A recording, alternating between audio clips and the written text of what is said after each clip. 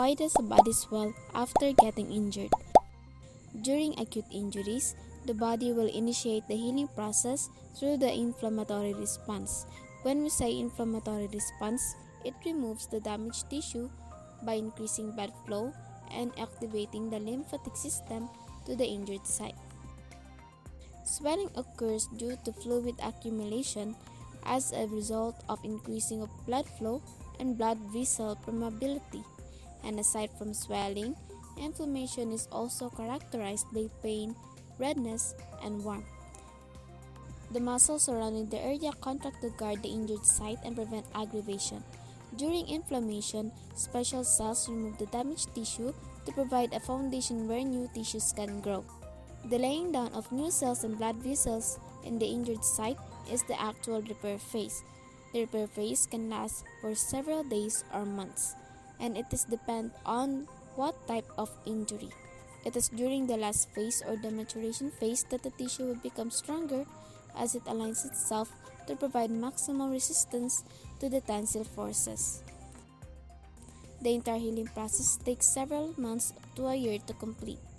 There are factors that may prolong the healing process, such as the too much of swelling, limited blood supply, old age, and weak muscle strength.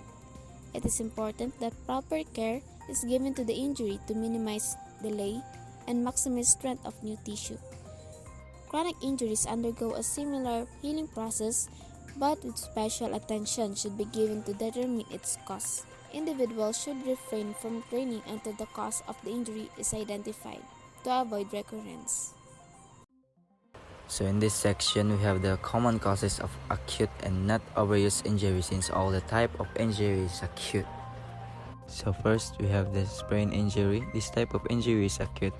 Then the common cause of this injury is by twisting or pulling a force. For example, na-twist mo pinakalit ng imo ankle, then nagka-sprain or napiangan siya, and pulling a force, bali mo nainat siya, nakalitan siya inat, na wala ka kapangusog, mautong nagka-sprain siya. Next is the strain injury, or pagpwersa nimo sa usa ka part sa imong body, o pinaka-common ni malocate siya sa legs, groin muscles, o sa back sa imong mga muscles. So next, the fracture injury. Then type of injury niya is acute. Then a common cause of injuries is falling o pagkahagbong or breaking a fall, or namali kagtukod bantong hagbong ganya, nagka-cause na siya fracture sa imuhang bukog, or nakuha na siya na crack na siya. So next, the dislocation injury, and type of this injury is acute, and the common.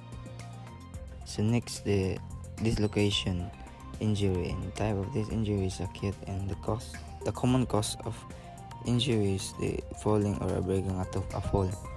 So example na niya is natagak ka niya, natukod nimo ang imuhang kamot baron or tiil, tas dito na siya na cause of dislocation, or na lisa or nabali ang joint, bali nabuwag ang duha ka bukog nga magmitra sa iyang joint.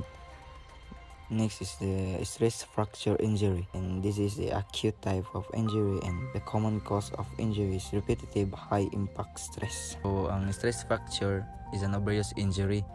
Ang na-overpatig na ang imong lawas kay grabe nang paggamit nimo niya, ang able na pud siya maka-absorb og mga added shock. Tas ang pagka-overpatig pud sa imong mga muscles, mo transfer na siya sa overload of stress to the bone, and mao ni siya ang maka-cause sa tiny crack nga ang tawag kay stress fracture.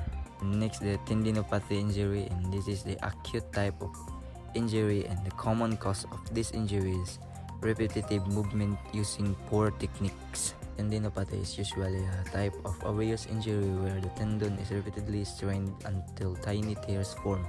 It commonly affects the shoulder, wrist, knee, shin, and heel. Next, the osteoarthritis injury, and this is acute type of injury, and the common cause of this injury is repetitive high impact stress. Osteoarthritis is the most common form of arthritis. Some people call it degenerative joint disease or wear and tear arthritis. It occurs most frequently in the hands, hips, and knees.